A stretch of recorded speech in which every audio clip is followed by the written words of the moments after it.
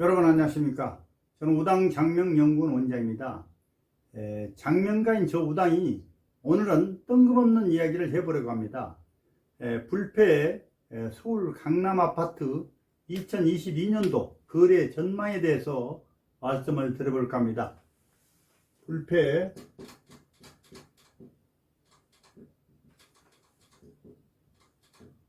서울 강남 아파트 2020년도 거래 전망. 아까 말씀드렸듯이 저는 장명가입니다만은 제가 젊은 시절 약 30여 년간 우리나라 실물 경제 일선인 은행에서 근무한 적이 있었습니다. 은퇴한 지가 무려 22년이 되었습니다만 그때 그 시절에는 여러 가지 실물 경제 관련 공부와 부동산 관련 공부도 제법 했습니다만 지금 시대는 유튜브 등을 보면 부동산 전문가님들이 너무나 많은 것 같습니다.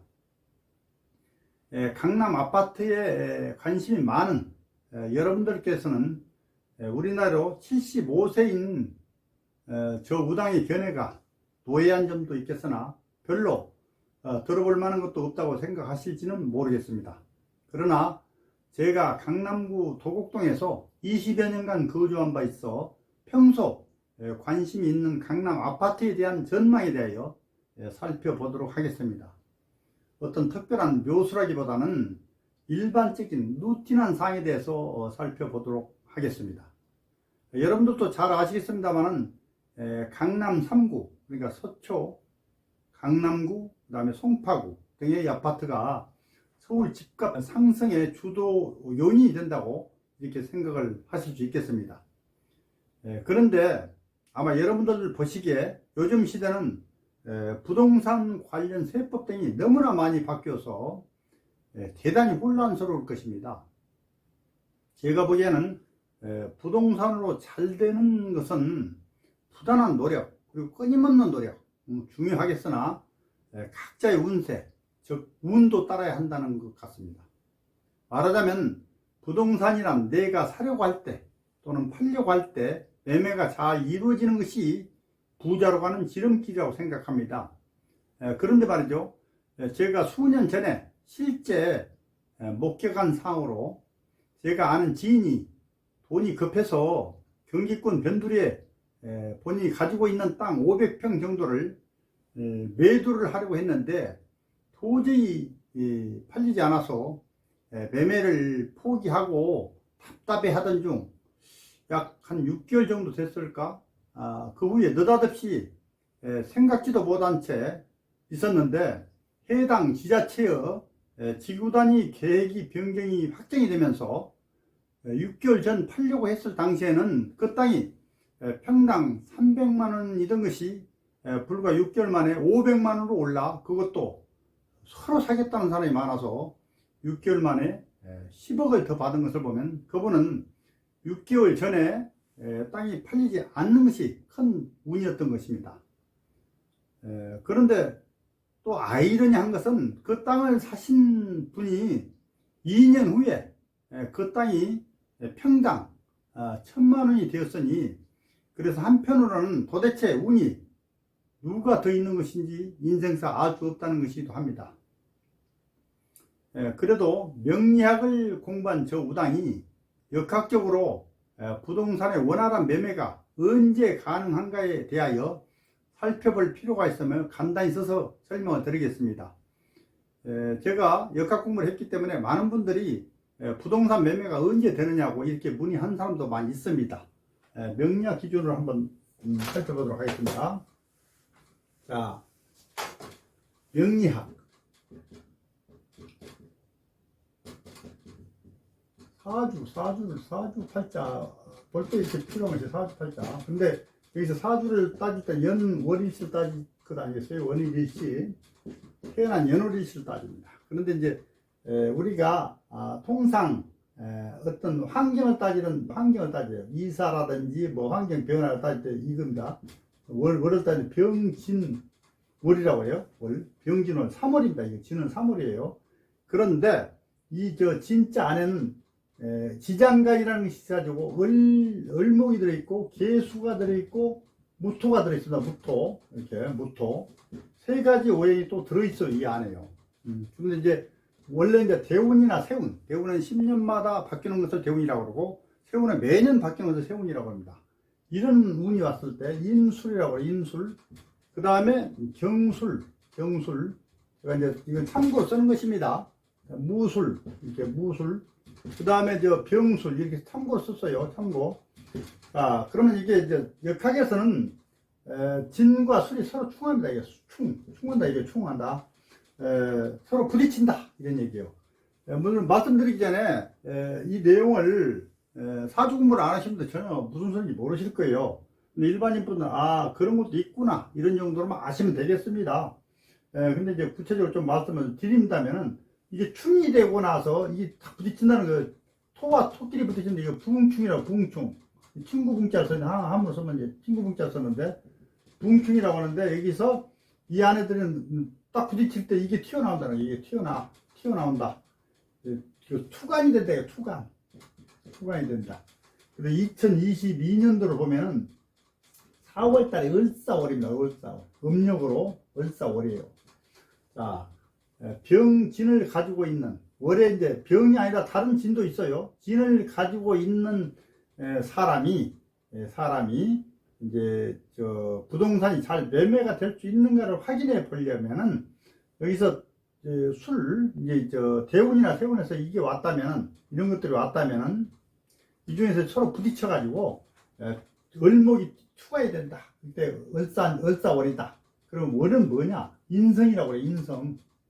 인성이라고 그래. 인성운에 부동산 매매가 된다. 그래서 을목, 병진, 또 다른 갑진 여러 가지 있어요. 진짜. 그래서 이런 진짜 있었고, 술이 서로 부딪히는, 세운이나 대운에서 부딪히는 경우가 있을 때 을사월에 집이 매매가 될 것이다. 이렇게 매매가 될 것이다. 사주로 보면 그렇다 이런 얘기예요. 아까도 말씀드린 월에는 환경 변화를 의미합니다. 그래서 이사를 우리가 예측을 할 때도 주로 이것을 보고 예측을 해봅니다. 그래서 사주상으로는 진월이 가지고 있는 사주, 사람이 다 이 진월이 가지고 있는 사람 많이 있어요. 가지고 있는, 앞에 글자는 뭐 병진이라고 썼습니다. 다른 글자도 있어요. 갑진도 있고 뭐 있습니다.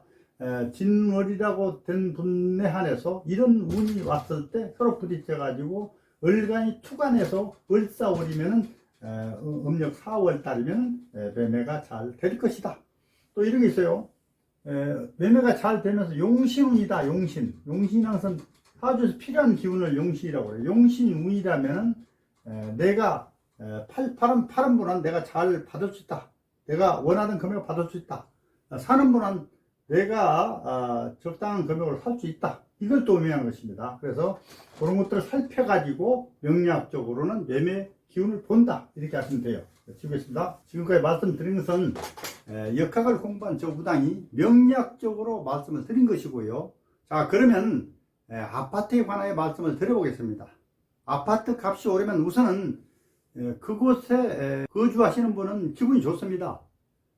그러나 한 집에서 오로지 생활 공간으로 오랫동안 거주하고 있는데 어느 날 아파트 값이 오르면 수입이 많으신 분들은 별 어려움이 없겠으나 나이 드신 분들이 오히려 걱정이 생기기도 합니다. 나이가 들어도 고정적인 수입이 있다면 참 좋겠으나 만약 직장에서 은퇴 후에 별 수입이 없다면 매월 지출이 되는 생활비, 그 다음에 상대적으로 집값이 오르면 의료보험료가 높아지죠. 그리고 나이가 많아지면서 병원을 찾게 되는 경우가 많은데 실제 의료비 지출이 과다해집니다. 그리고 관리비라든지 기타 공과금, 또 집값이 올랐으니 매년 크게 부담이 되는 재산세, 또 최근에 새롭게 큰 부담 요인인 종합부동산세, 그리고 대부분 자동차는 한 대씩 있어야 하니 자동차 운영에 따른 비용 등 지출이 너무 많아서 아파트 값이 올라서 기분이 좋다 해도 매월 일정 수입이 없는 노인 세대는 아파트를 팔고 이사를 하기 전에는 대부분 크게 어렵습니다. 그러나 여러분도 아시겠으나 이사라는 것이 뭐 적당한 또 집을 구해야 하고 뭐 말대로 그렇게 쉽게 되는 것이 아니니까 어렵습니다. 사람들은 누구나 다 세금은 적게 내고 싶고 모든 지출도 적게 하고 싶으나 그것이 마음대로 되지 않는다는 것입니다. 부동산 매매도 그렇습니다. 매도자, 그러니까 팔려고 하는 사람은 비싸게 팔고 싶고 세금은 적었으면 하고 생각하고, 또 매수자, 즉 집을 사려고 하는 사람은 싸게 사고 싶고 역시 세금은 적었으면 하는 것이 다 같은 공통된 마음이라 생각합니다. 자, 그러면 1가구 1주택 양도세 면세 기준이 지난 2021년 얼마 안 됐습니다. 12월 8일 이후 양도시에 9억에서 12억으로 상향 조정이 되었습니다. 그렇게 상향 조정이 되었다 해도 막상 집을 팔고 싶어도 잘 팔리지가 않는 게 현재 실상입니다. 그래서 그냥 눌러 살자니 1가구 1주택이라 해도 과다한 재산세와 종합부동산세, 또 아까 말씀드렸듯이 지역의료보험료, 또 여러가지 공과금 등의 부담이 더 가중이 되는 것이 문제입니다. 또 어느 분들은 강남이 아닌 경기권에 어느 곳에 별 볼 일 없는 집 한 채가 더 있어요. 그런 분들은 또 다주택자가 돼서 매도를 하자니 엄청난 양도세 부담이 크고, 그렇다고 뭐 자식들도 뭐 조그만 집이 하나씩 있으니 마땅히 정애를 할 형편도 아니고 진퇴양난에 처해 있다고 해도 과언이 아닙니다. 한편 경제 사정이 조금 괜찮다는 여러 개의 주택이 있는 다주택자들도 과다한 양도세 부담에 꼼짝을 않고 있는 듯 합니다. 그러면 1가구 1주택과 1가구 양도세 기준, 1주택의 양도세 기준, 그 다음에 종부세 기준, 요거에 대해서 간단히 설명을 드리겠습니다. 자, 1가구 1주택 기준, 1주택 기준이 뭐냐? 다른 곳에 집이 없고 한 곳에 2년 거주, 2년 보유를 해야 됩니다. 2년 보유입니다. 2년 보유를 해야 된다. 이게 지금 1가구 1주택 기준입니다. 그 다음에 아까 말씀드렸어요. 작년 2021년 12월 8일부터 양도세 면세 기준, 면세 기준이 9억에서 12억으로 상향 조정됐어요. 상향. 다시 말하면 1가구 1주택이라도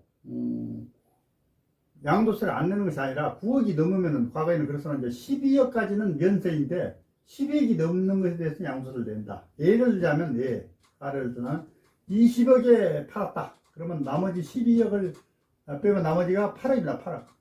8억에 대해서 양도세를 낸다 이런 얘기인데, 양도세는 여기서 양도세율을 가지고 계산을 하고, 또 장기 보유 등을 감안해 가지고 양도세를 산출을 하게 됩니다.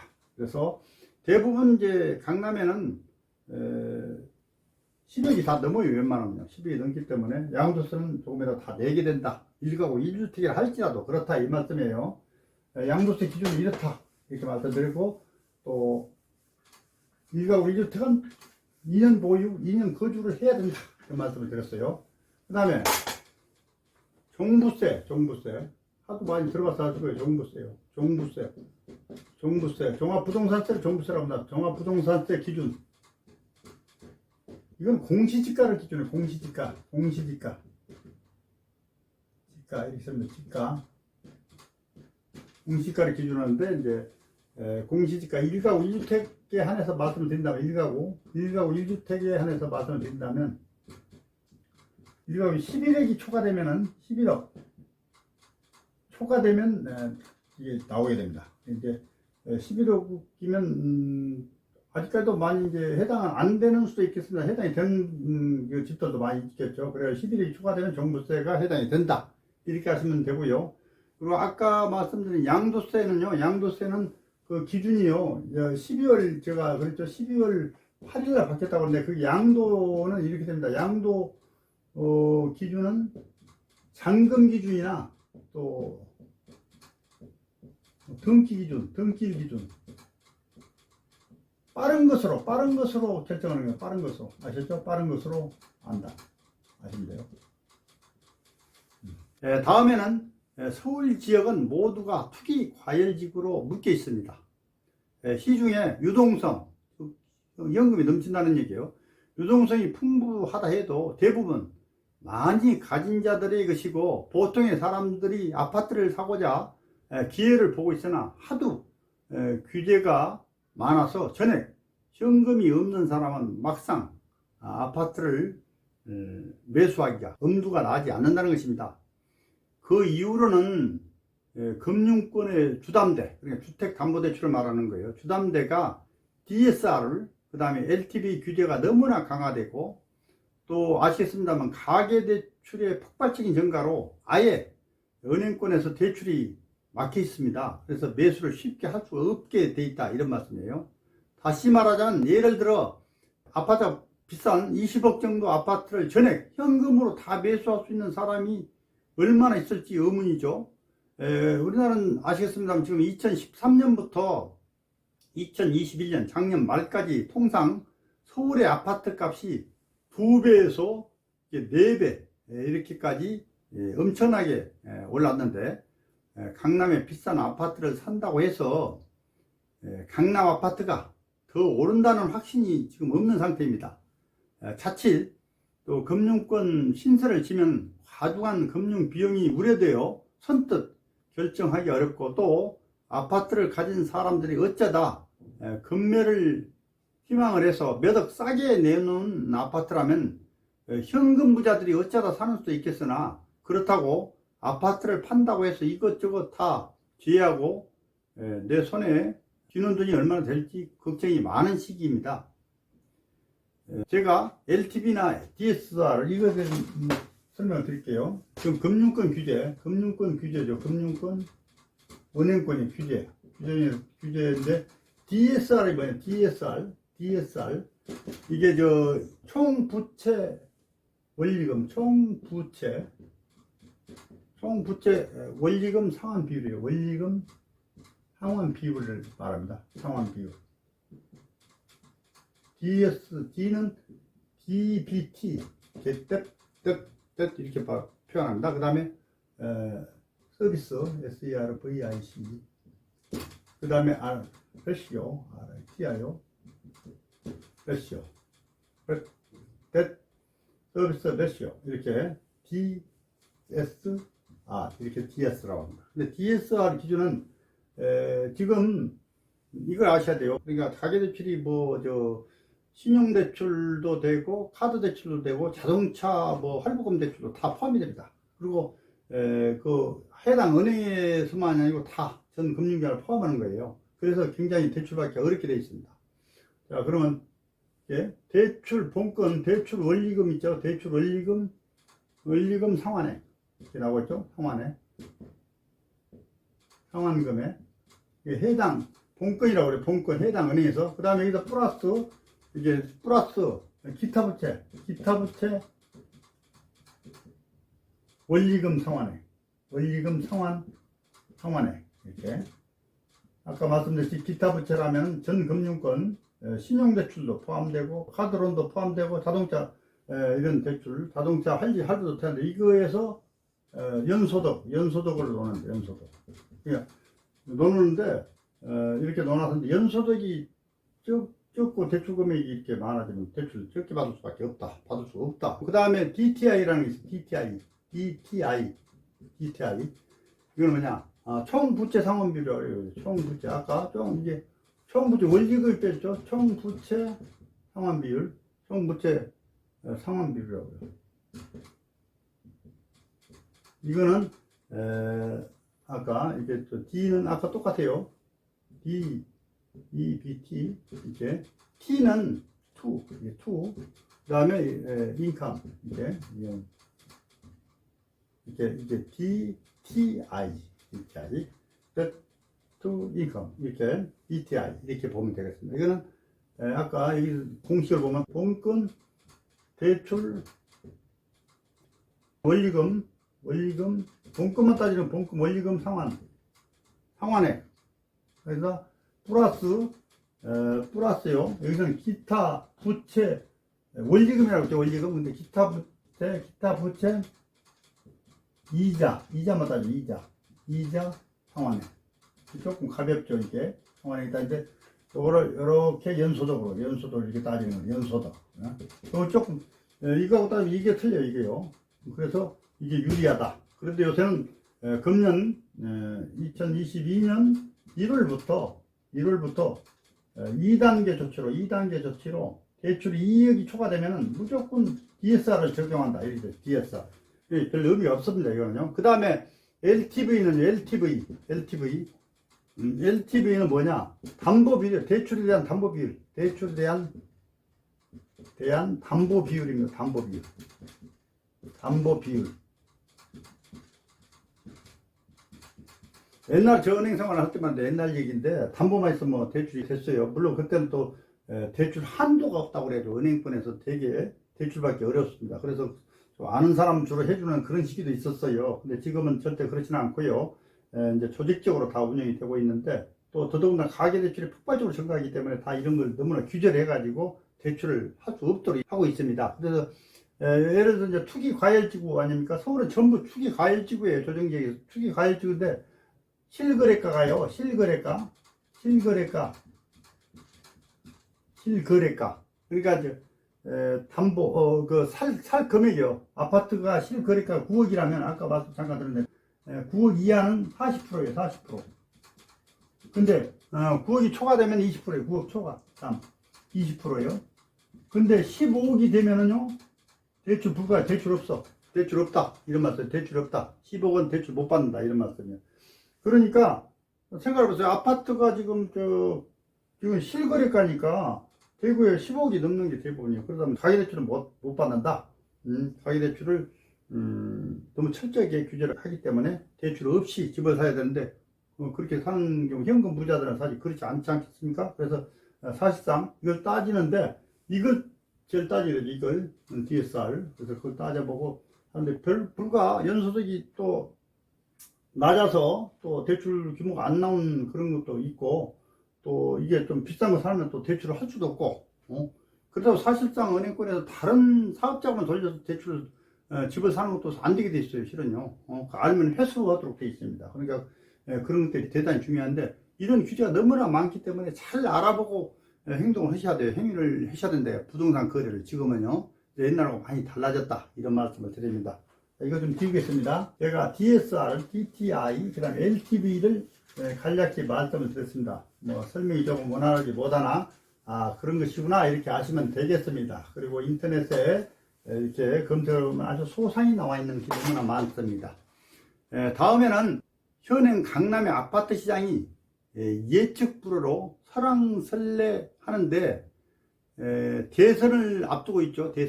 선거를 앞두고 있단 말이에요. 그래서 대선 주자들이 공약이 있긴 합니다.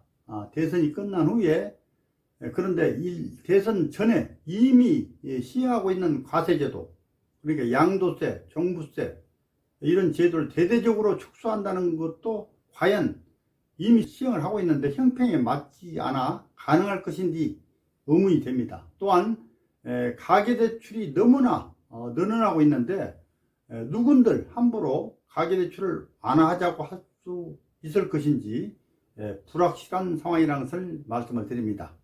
소위 부동산 전문가들의 얘기는 강남 아파트 전망을 이렇다 저렇다 하면서 이론을 그럴싸하게 말하면서 어떻게 투자하는 것이 좋을 것이라고 말들은 무성합니다만 그건 어디까지나 부동산 전문가들의 이론이며 사실상 현금 부자들에게나 맞는 이론일 뿐인 것으로 생각이 됩니다. 다시 말하자면 아무리 투자 조건이 좋다고 해도 아파트 매수자금 일부를 규제 조치가 심한 금융권에 의존하는 거래는 현실 상황이 만만치가 않다는 것입니다. 아까 말씀드렸듯이 거래 가격이 15억이 넘으면 대출을 못 받는다 이렇게 돼 있지 않겠어요? 이런 말씀이에요. 그래서 매수를 하려는 분들이 관망만 하고 있는 이런 실정입니다. 현금 부자가 아니라면 매수를 생각하시면 일반 유튜브에서나 주변의 얘기만을 듣고 결정하실 일은 절대 아닙니다.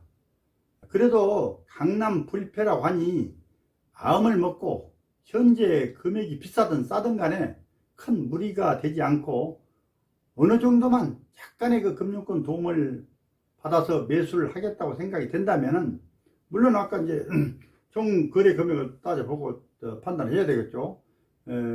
뭐 대부분 그냥 주위에서 그렇습니다. 어느 정도 금액이 되면 그 대출 받을 수 있다 그러는데 실상 가보시면 그리 안 되는 경우가 많아요. 그래서 거래하는 은행권 등을 미리 방문을 하셔야 됩니다. 그런 일이 있을 때 결정하기 전에. 그래서 먼저 구체적인 말씀을 드리고 사전에 대출 받을 수 있는 금액을 먼저 꼭 알아보셔야 합니다. 아까 말씀드린 은행마다 그 DSR라든지 LTV 적용 방법이 많이 다를 수 있습니다. 그리고 그 은행 담당하는 실무자들이 다소 익숙지 못해 가지고 답변을 잘 못하는 경우도 있으니까 상당히 신중을 해서 문의를 잘 해야 됩니다. 이런 말씀을 드리고요. 그리고 아파트를 팔려고 하는, 즉 매수를 생각하고 계시는 분들은 세금 문제 등에 대해서는 그 적당히 또 문의를 하시면 안 돼요. 실력 있는 세무회계사나 그런 사무실을 찾아서 사전에 방문하셔야 됩니다. 상담을 꼭 먼저 하신 후에 하셔야 되는데, 막상 그 공인중개사나 유튜브 등의 그 전문가들의 의견은 크게 다를 수 있다는 것을 아셔야 됩니다. 우당이 보는 전망에 대해서 간단히 말씀을 드리겠습니다. 시중의 일부 전문가들은 강남 아파트가 더 오를 것이라고 하는 분들도 많으나, 어느 분들은 강남 역세권 내 특별한 아파트를 제외하고 점차 미국 금리 인상과 중국의 부동산 시장 침체 상황, 또 우리나라의 기준금리 인상이 우려되어 강남 아파트가 어떤 분들은 변곡점에 도달했으며 그간 8년 동안 너무나 많이 올라서 거품이 빠져야 한다고 말씀하시는 분들도 있습니다. 이 모든 것이 이론일 뿐 서울 부동산을 선도하는 강남 아파트의 장래가 불투명한 시기라고 말할 수 있습니다. 제가 금리에 대해서 말씀드립니다. 금리 우리나라는 지금 기준금리가 1.25%입니다. 미국은 0.25%예요. 근데 금리가 미국 기준금리가 점점 오를 기세가 있고 우리나라 점점 오르고, 지난번에도 오르겠죠. 그래서 점점 오르면은 금융부담은, 금리 오르면요 되게 그렇습니다. 은행의 그 예금권은 주거리만큼 오르고 대출금리는 높게 오릅니다. 그래서 금융부담이 심화된다, 이렇게 하시면 돼요. 아무리 공부를 많이 해서 실전에 강한 뛰어난 전문가라 해도 부동산이나, 여러분도 아실 거예요, 주식이나 전문가들의 의견이 그렇게 딱 맞아떨어지는 경우는 대단히 희박합니다. 그래서 항상 이런 말들을 합니다. 잘 된다고 확신이 있다면 지가 왜 남에게 하라는 거냐고 말합니다. 지금 상황에서는 재산세, 종부세, 양도세 등 세금이 올랐다 하여 만약에 덜컥 팔았다가 내는 세금보다도 더 오르진 않을까 생각도 하시는 분들도 많은 것으로 압니다. 현재 상황은 간혹 팔리면 팔리고 말면 말고 오히려 가격은 낮아지지 않고 신고가, 그러니까 높은 가격에 매물만 있는 상황입니다. 2022년 1월 말 현재 강남의 공인중개업소들이 이구동성으로 하는 말이 아파트값 하락 기미가 없는 상황이고, 단 아파트 거래는 거래 절벽으로 또 매매 흔적이 없다고 합니다. 강남에 똘똘한 아파트 한 채를 가지고 있으면 없는 자보다 100배나 낫고 또 해피한 강남 부자라지만 시름이 많은 시기입니다. 그래도 지금은 3월 대선 후에 혹시 숨통이 트일지는 모르니 세금 제도와 또 다주택자의 양도세 문제의 완화, 그리고 주택 정책 등을 좀 기다려 보신 후에 결정해야 할 것으로 압니다. 이상 두서없이 제가 말씀을 드렸습니다. 끝내겠습니다. 감사합니다.